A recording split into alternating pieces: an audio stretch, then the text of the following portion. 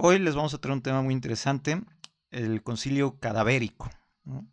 La vez que un papa desenterró el cadáver de su predecesor para hacerle un juicio, ¿no? Era el año, era el año 897, perdón. El Papa Esteban VI protagonizó uno de los episodios más absurdos y macabros de la historia de la Iglesia. Mandó a desenterrar, este era el Papa Esteban VI, mandó a desenterrar el cadáver de Formoso, del Papa Formoso, que era su predecesor. Eh, esta es esta está en el Museo de Arte de Nantes y es una pintura que representa este concilio, ¿no? Este juicio a un cadáver de un papa, ¿no? Muy interesante, vean, ¿no? Es muy explícita la imagen, ¿no? Eh, bueno, la larga historia del Vaticano está repleta de episodios que rozan lo inverosímil, ¿no? Pero pocos fueron tan surrealistas y macabros como el Sínodo del Terror, también conocido como el Concilio Cadavérico, celebrado en Roma en el 897. El juicio no estaba dirigido contra un hereje o contra un adversario religioso vivo, sino contra un cadáver, el Papa Formoso, fallecido meses atrás. Esteban VI, este señor, fue el responsable. Mandó a exhumar el cuerpo de su predecesor, el Papa Formoso, para someterlo a un proceso judicial. Los cargos: haber accedido al pontificado años antes del obispado de Porto, de forma supuestamente ilegítima. Podría parecer una forma grotesca, pero en realidad era una venganza personal, motivada por cosas personales. Eran las rivalidades, el motivo de fondo entre ambos papas, ¿no? Cuando Formoso aún vivía. Este concilio representó la significación de la decadencia y el prestigio de la iglesia en ese momento. Esto es previo al ¿cómo se llama? Al cisma de Oriente, ¿no? Recordemos que el cisma de Oriente, pues es alrededor del año 1000, cuando el rito latino se separa, bueno, el rito ortodoxo griego se separa del rito latino romano.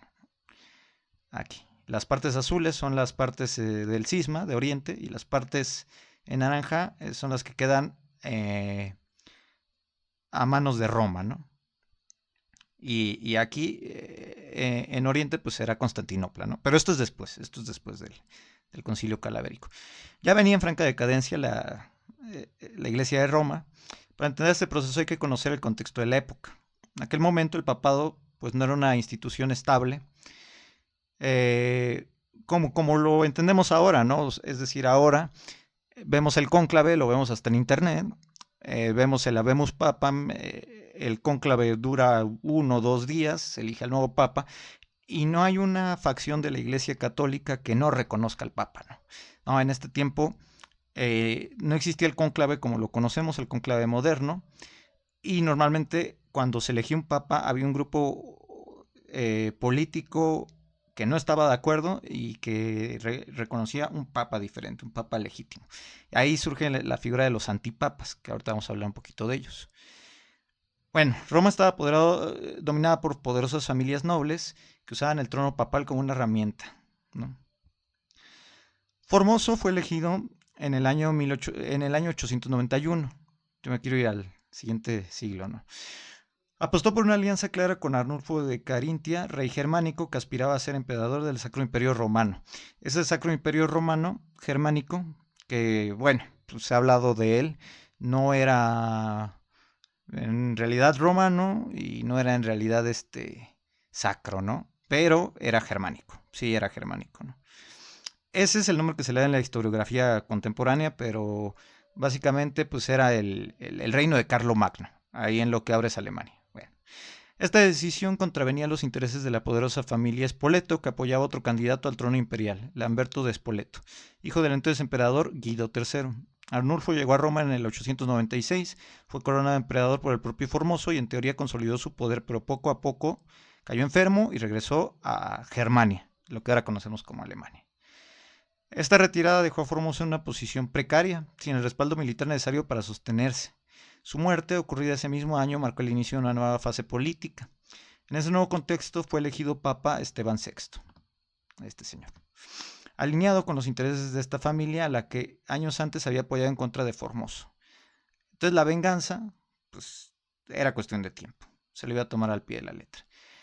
Eh, Nada más llegar al papado, estaban decididos a actuar con dureza contra la memoria de Formoso. Su objetivo era desacreditar todas las decisiones que había tomado en su papado, especialmente la coronación de Arnulfo y el nombramiento de obispos vinculados a su causa. El objetivo no era solo revertir sus acciones, sino también poner en tela de juicio las decisiones que había tomado. Así nació una idea incluso que incluso hoy en día pareciera, incluso en esos días, perdón, pareciera loquísima, ¿no? Un juicio post-mortem al Papa Formoso, ¿no? En enero del 897 el cuerpo del pontífice fue exhumado, trasladado a la Basílica de San Juan de Letrán. Ahí en medio de una asamblea solemne se celebró el llamado concilio cadavérico. El cadáver, a pesar de su avanzado estado de descomposición, fue vestido con todos los ornamentos papales y colocados en un trono. El diácono fue designado como abogado defensor, aunque su papel fue puramente para resguardar las apariencias. El final estaba decidido de antemano, ¿no? Pues era un juicio en el que, pues básicamente este señor Formoso, pues no se podía defender porque ya estaba, era el puro cadáver, ¿no? Vean hasta su cara de, a lo mejor ya sabía lo que le venía, ¿no? Las acusaciones contra Formoso incluían haber accedido al papado de forma ilegítima, haber usurpado el obispado de Porto. Tras ellas eran impuestas imputaciones discutibles, pero el juicio fue concebido más como un cuestionamiento simbólico que un proceso real, ¿no? El veredicto fue previsible, el cadáver fue declarado culpable, pues no se podía defender. Como castigo se anularon todos los actos de su pontificado, incluidos los nombramientos episcopales. Para rematar el proceso le cortaron los 3 dedos de la mano derecha con los que impartía las bendiciones, algo que claramente era un simple acto de humillación. Estos dedos donde el anillo papal pues lo traía puesto. El cuerpo fue arrojado al río Tíber, aunque más tarde fue recuperado por fieles que le dieron sepultura en secreto. Lo absurdo de este juicio provocó una ola de indignación incluso entre una ciudad acostumbrada a los vaivenes del poder eclesiástico.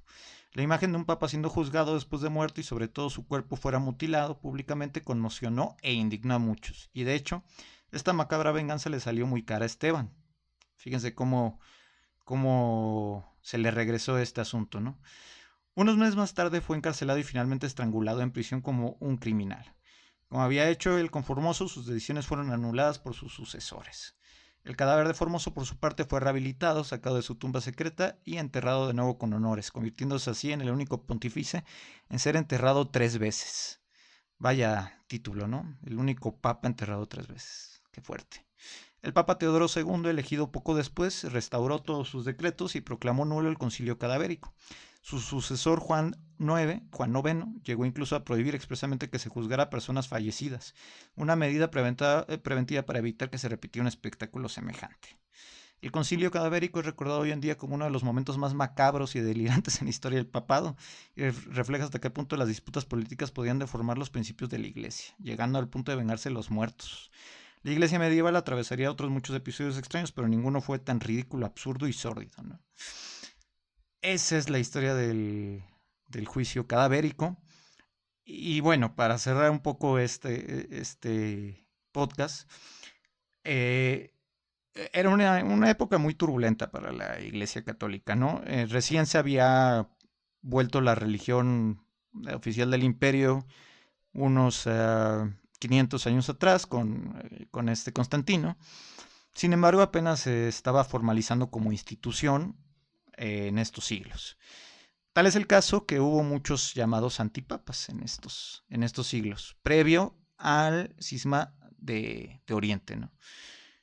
¿Quiénes eran los antipapas? Bueno, pues eran papas, como lo dijimos, que desconocían el poder o la elección del papa anterior, ¿no? Como es el caso de este Esteban con Formoso, ¿no? Estos antipapas pues sus historias fueron un poco menos absurdas que la del juicio calavérico. Representaban también distintas facciones políticas dentro de la Iglesia católica romana, el rito latino. Bueno, los más representativos de esto pues fue el último antipapa, fue Félix V, que gobernó entre 1439 y 1449. Es interesante porque, por ejemplo, este Félix V gobernó, pues ya después fue antipapa después del descubrimiento de América, de las nuevas tierras, de las Indias, ¿no? En ese momento. Y fue elegido antipapa cuando el concilio de Basilea, que comenzó en el 1431, y decidió de poner a Eugenio IV, que era el papa, como legítimo, ¿no? Su papado duró 10 años y finalmente Félix V dimitió bajo la presión de los reyes de Francia, Inglaterra y Sicilia. Aquí también recordar que lo que ahora conocemos como Inglaterra todavía formaba parte de la Iglesia Católica, y después vendría el cisma con la Iglesia Anglicana fundada por Enrique VIII. Todavía aquí no pasa, ¿no? Finalmente fue cardenal durante 2 años de su vida y ya se retiró tranquilo, ¿no? Fue el último de los antipapas. Pero es interesante, ¿no? Porque en la Iglesia Católica ha habido esta figura de antipapas muchísimas veces. Nos es difícil tal vez comprender hoy en día, pues ahí está la elección papal y nadie cuestiona, ¿no? Dentro de la Iglesia Católica está muy establecido. El papa elegido en el cónclave es el papa para todos. No hay que uno del cónclave se declare el verdadero papa, el papa legítimo, no. En estos tiempos sí era así. Otros antipapas importantes. Fíjense, este es interesante porque este Félix V, que era este señor, era este señor, él fue antipapa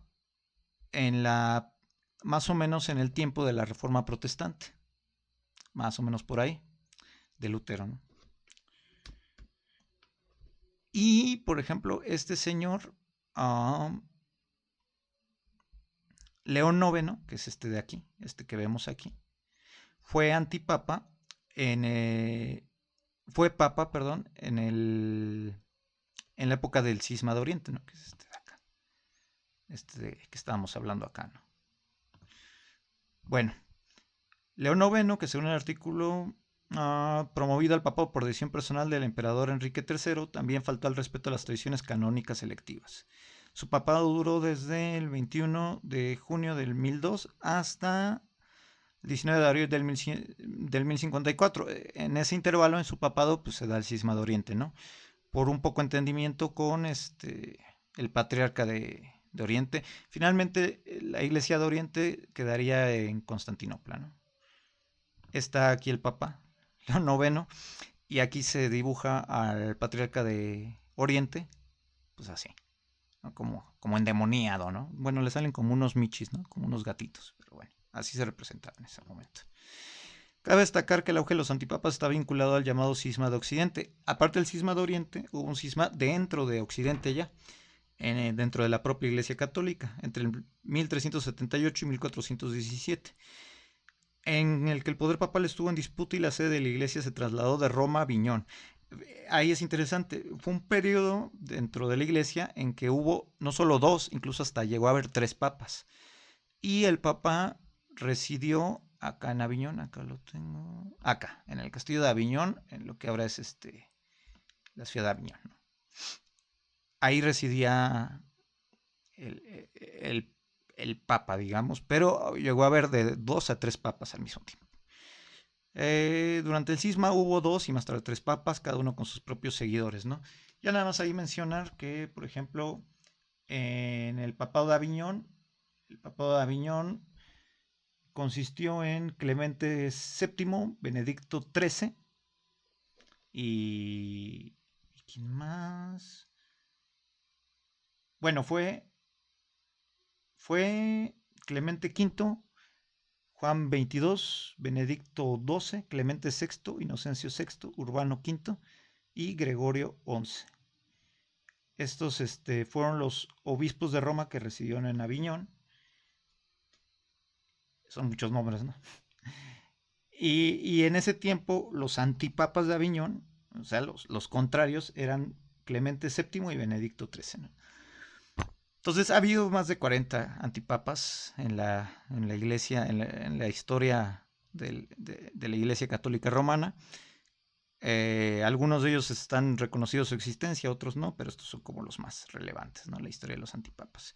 Pero bueno, ningún antipapa, pese a cuestionar el papado legítimo, se fue tan al extremo como lo fue Esteban VI, ¿no?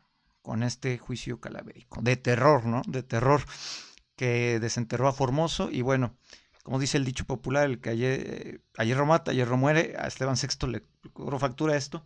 De hecho, también es interesante porque eh, después de este juicio calavérico, se produjo en Roma un terremoto que hundió la fachada y parte del techo de San Juan de Letrán. La catedral, ¿no? De San Juan de Letrán, no es el metro San Juan de Letrán de Ciudad de México. Lo que fue interpretado como un castigo divino por los seguidores de Formoso que tomaron represalias contra Esteban VI y ahí después fue encarcelado y estrangulado, ¿no? Esta iglesia de San Juan de Letrán se encuentra ahí mismo en Roma. Y bueno, esto es previo a la gran Basílica de San Pedro, a la construcción de la gran Basílica de San Pedro, que para otro video dejaremos que la Basílica de San Pedro se construyó en gran parte con los indultos, y estos indultos, el cansancio por estos indultos llevó a Martín Lutero a proclamar sus tesis. Bueno, fue una de las cosas que se quejaba Lutero, y después viene la Reforma Protestante, ¿no? En tiempos de justamente el que acabamos de mencionar por acá, en tiempos de